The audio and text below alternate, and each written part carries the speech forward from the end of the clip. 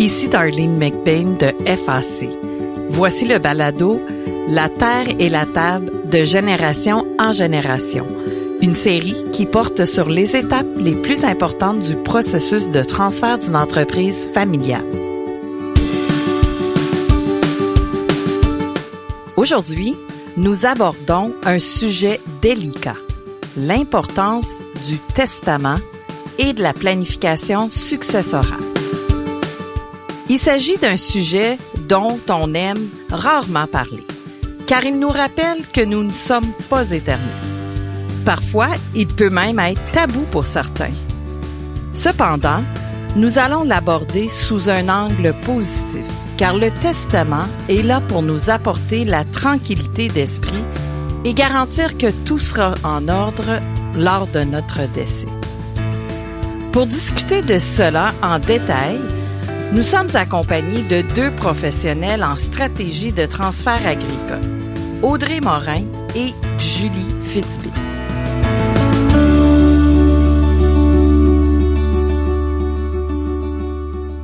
Tout d'abord, Audrey, on entend souvent dire que le testament est un outil sous-estimé qui devrait être davantage priorisé, car il est essentiel. Mais à la base, à quoi ça sert un testament? En fait, il va vous servir à exprimer vos dernières volontés, à protéger ceux que vous aimez, mais aussi à protéger la continuité de votre entreprise, à éviter que la loi s'applique sans égard à vos volontés, donc que la loi décide pour vous de ce qui va se passer. On veut éviter aussi les mauvaises surprises à votre famille, évidemment. Et puis aussi, il faut déterminer ça va être qui les administrateurs et qui va s'occuper des biens et comment ils seront répartis. Sans lien avec l'entreprise, la garde des enfants. Donc, si vous avez des enfants mineurs, on doit déterminer qui sera leurs gardiens légaux. Finalement, confirmer l'exécuteur testamentaire. Julie, dans ton travail, tu es accompagnée de plusieurs familles agricoles. Selon tes observations, quels sont les principaux défis liés à la rédaction d'un testament?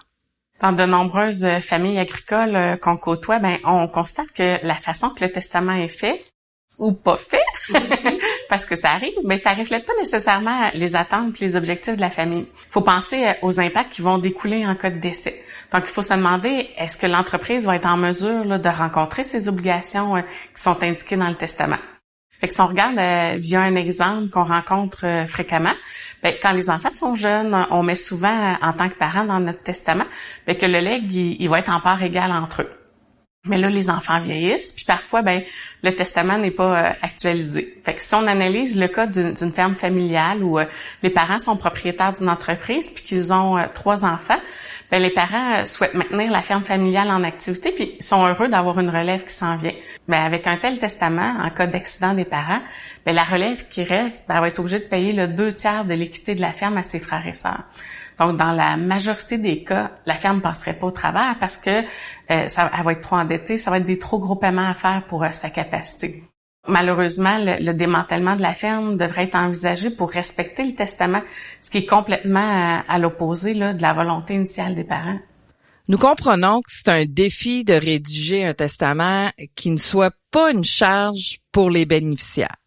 Comment faire en sorte que notre héritage ne devienne pas un fardeau pour la famille?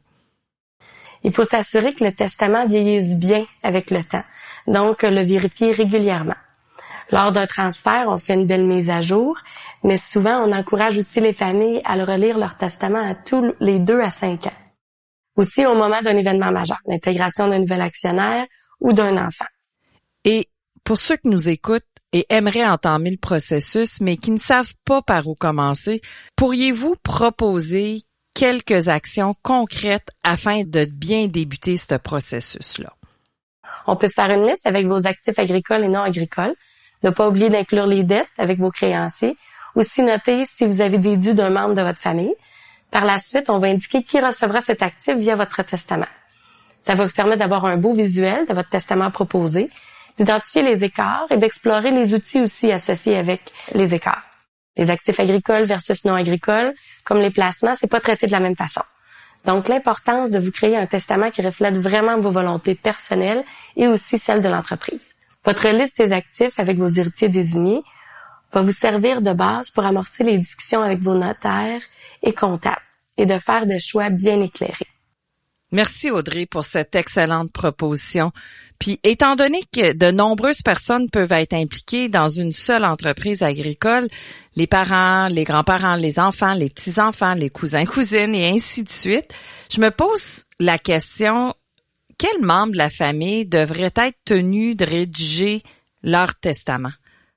Ben, idéalement, là, tous ceux qui détiennent un lien de propriété au sein de celle-ci, même la jeune relève de 25 ans qui détient 20%. Donc, l'objectif d'avoir des testaments à jour, c'est vraiment d'avoir les volontés claires en cas de décès. Qui a accès aux parts de l'entreprise? Donc, est-ce qu'on souhaite que ça revienne aux parents, aux conjoints, aux enfants? Donc, faire son testament aussi, c'est complexe. Alors, vaut mieux demander l'aide de son notaire ou d'un professionnel. Le fait de le notarier, c'est une sécurité supplémentaire parce que ça permet aussi de mettre des clauses spéciales qui seront claires, bien formulées, puis sans ambiguïté. Un exemple qu'on peut voir, si mes enfants ont moins de 18 ans pour favoriser une saine utilisation des sommes à recevoir, bien, certains vont choisir de répartir là, sur plusieurs années le legs. Les documents notariés aussi, ben ça nous évite de les perdre ou de les détruire, donc ça nous donne une sécurité supplémentaire. Aussi, ça diminue les chances d'être contesté, puis ça évite souvent bien des conflits. Ça permet d'avoir de bons conseils, de penser à des choses là qu'on aurait pu oublier là, sans l'aide d'un professionnel. Alors, il est donc important de mettre à jour le testament au fur et à mesure que les changements surviennent dans l'entreprise et au sein de la famille. J'imagine que c'est ça. Tout à fait. C'est le temps de faire une mise à jour aussi sur le mandat d'inaptitude ou aussi appelé le mandat de protection, qui va permettre à la personne de choisir comment et qui va gérer son patrimoine, être capable de déterminer qui va prendre les décisions pour vous en cas d'inaptitude. Même chose pour la convention entre les actionnaires, il faut bien la connaître, il faut savoir qu'est-ce qu'elle implique, puis il faut aussi qu'elle soit cohérente avec le testament. Il faut aussi qu'elle évolue avec le temps. Si jamais, dans vos documents importants, il y a des termes qui vous échappent, n'hésitez pas à demander à vos professionnels de vous les expliquer en termes de tous les jours. Nous avons même des familles qui gardent des définitions simplifiées à même le document pour avoir accès à la référence facilement. Et si je comprends bien, le plan d'affaires et de transfert est aussi important qu'un testament à jour. En fait, ces deux documents sont complémentaires et indispensables pour assurer une transition réussie. Pour les auditeurs qui souhaiteraient relever ce défi aujourd'hui, qu'est-ce que vous leur proposez pour se préparer ou mieux s'outiller? Nous avons sur notre site web un outil qui s'intitule « Planification testamentaire et successorale ». Ça permet de réunir les coordonnées puis les informations importantes là, dans un document simplifié. Il faut penser qu'en cas de décès, on vit beaucoup d'émotions dans un court laps de temps. Alors, c'est une aide là, qui va vraiment être appréciée par la famille. C'est aussi l'occasion là, d'ajouter un notaire dans notre équipe de professionnels si jamais on n'en a pas. J'aimerais maintenant aborder un aspect qui concerne la grande majorité des familles agricoles lors de leur processus de transfert. Il est facile de se mettre à la place des parents et de comprendre l'ampleur du délai suivant. Comment répartir son patrimoine de manière équitable entre tous leurs enfants? Dans de nombreux cas, un enfant peut être désigné pour assurer la relève, tandis que les autres ne souhaitent pas reprendre l'entreprise familiale. Alors, comment parvenir à transférer aux enfants intéressés tout en restant juste envers ceux qui ne souhaitent pas prendre la relève ou qui souhaitent prendre un autre chemin? J'ai donc demandé à Julie pourquoi cela semblait si complexe d'être équitable envers tous les membres de la famille. Pourquoi ça semble si difficile d'être équitable envers tous?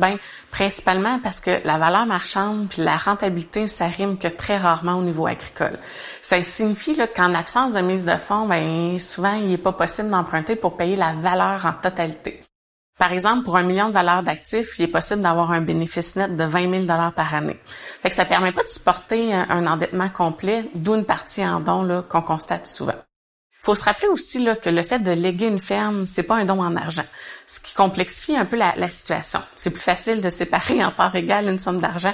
Donc, dans le transfert d'une ferme, notre objectif, c'est de la garder là, en opération, puis ainsi là, de ne pas vendre les actifs. Je comprends. Alors, quelles seraient les premières étapes pour atteindre l'équité entre les héritiers? En fait, c'est en discuter en famille, dans le respect et l'écoute, de demander à chacun de définir leur vision d'une répartition du patrimoine fait avec succès. s'entourer de professionnels qualifiés pour éviter les mauvaises surprises, et bien faire les documents légaux associés aux choix faits par votre succession. Comprendre les enjeux de la relève et des cédants, parfois moins connus des autres enfants qui ne sont pas impliqués dans l'entreprise. Souvent, la relève veut un sentiment d'appartenance, travailler pour elle-même, être à son compte et prendre les décisions. Les cédants, eux autres, ils veulent une sécurité pour leur retraite, conserver un droit de regard sur ce qu'ils ont bâti au cours des années. Ils veulent être justes envers tous les enfants, mais que leur relève soit aussi juste envers eux. Donc souvent, la façon choisie est de léguer le tout en parts égales, mais ne restez sans crainte, on va vous partager des idées, parce que le but pour nous est de vous démontrer que vous n'êtes pas seul. Même si votre situation est unique, il y a des options intéressantes pour tous les membres de votre famille. Comme on peut s'en douter, il y a pas deux transferts identiques. En tenant compte de la diversité des situations, pourriez-vous nous donner des exemples concrets d'approches permettant à nos auditeurs de réfléchir à cet égard et de prendre la bonne direction pour leur cas particulier à eux? Dans le cas d'un transfert des actifs à la relève ou la vente, il y a une partie qui est faite en don, il est commun de mettre une clause de fidélité là, pour s'assurer que la relève, c'est avant les actifs, les sommes encaissées, ils vont devoir revenir dans le patrimoine familial ou au cédant, selon la situation. Sans rentrer dans les détails, là, il existe deux clauses de fidélité qu'on voit plus fréquemment, soit la fixe ou la dégressive. La clause fixe, ça implique que pendant un certain nombre d'années, là, tout le don doit revenir aux parents si la relève quitte le projet. Tandis que la clause dégressive, elle diminue année après année. Donc, plus la relève est présente longtemps, plus le don à rembourser va diminuer. Évidemment, là, ces clauses sont normalement là, rédigées par votre notaire. Un autre exemple, c'est le cas où les parents souhaitent demeurer propriétaires du fonds de terre là, de leur vivant. Ils peuvent l'allouer à leur relève pour que ces derniers là, ils débutent leur exploitation. La relève, elle va prendre ses décisions, elle va bâtir son entreprise là, pour accroître son pouvoir d'emprunt, puis elle va être gestionnaire de sa propre ferme. Fait que la terre, elle va demeurer dans le patrimoine familial. Dans ce type de transaction, là, il faut des documents bien faits pour éviter toute surprise. Il faut aussi prévoir, là, après 15 ou 20 ans, là, on souhaite quoi, autant pour la relève là, que pour les cédants. Comme je vous le disais au début, là, c'est du cas par cas, puis je vous ai donné deux exemples là, qui ne s'appliquent pas nécessairement à tous. L'aide d'un professionnel demeure essentielle là, afin qu'on trouve là, une bonne stratégie pour votre transfert. Avec une meilleure compréhension des éléments qui constituent un plan de succession ou un testament, est-ce qu'il existe des composantes clés pour faciliter une répartition équitable des actions? Puis, est-ce qu'on peut les mesurer en termes financiers? Le succès de la division du patrimoine entre vos enfants ne se mesure pas juste par le montant d'argent qu'ils seront transmis en héritage ou à la valeur des actifs légués à un don. Une relève sur la ferme, ça prend aussi des risques. Comme tout entrepreneur, ça va travailler de longues heures, ça va travailler aussi tous les jours souvent. Son salaire est aussi tributaire de la rentabilité obtenue. La relève agricole va avoir besoin de soutien dès le début, pas juste dans le testament, pour continuer avec l'entreprise, et souvent ça va se passer avec l'intégration de la relève. Donc si évidemment l'entreprise peut se le permettre, les parents peuvent aussi offrir un support monétaire aux autres enfants, comme par exemple pour payer les dettes d'études, mise de fonds pour une première maison. Ce soutien va avoir pour effet de leur donner un aide à un moment clé qui va faire une différence tout au long de leur vie. Et après cette belle discussion, j'imagine qu'il est important de se rappeler qu'il existe plusieurs façons d'être équitable envers les enfants. Si je comprends bien, l'essentiel, c'est de bien communiquer ses attentes et ses craintes au sein de la famille. Puis lorsqu'on souhaite maintenir l'entreprise familiale en activité afin de le transmettre d'une génération à l'autre, il est certain que cette succession aura un impact sur les autres membres de la famille. Avez-vous des suggestions pour éviter des obstacles ou des enjeux entre les divers membres de la famille? Entourez-vous là, de professionnels parce que même si personne ne peut prédire l'avenir, on se le cache pas, des documents bien faits puis une bonne planification, ça contribue au succès d'un transfert. De plus, en ayant vu beaucoup de cas, les professionnels qui vont vous accompagner vont pouvoir vous donner des bonnes idées puis vous suggérer là, des options. Pour conclure, on vous propose un petit défi là, qui est d'avoir une conversation en famille pour permettre à chaque membre là, de celle-ci de partager leur vision sur le sujet. Il faut surtout éviter là, de présumer pour les autres. En discuter, là, ça nous permet d'avoir les faits puis de continuer la réflexion en toute connaissance de cause.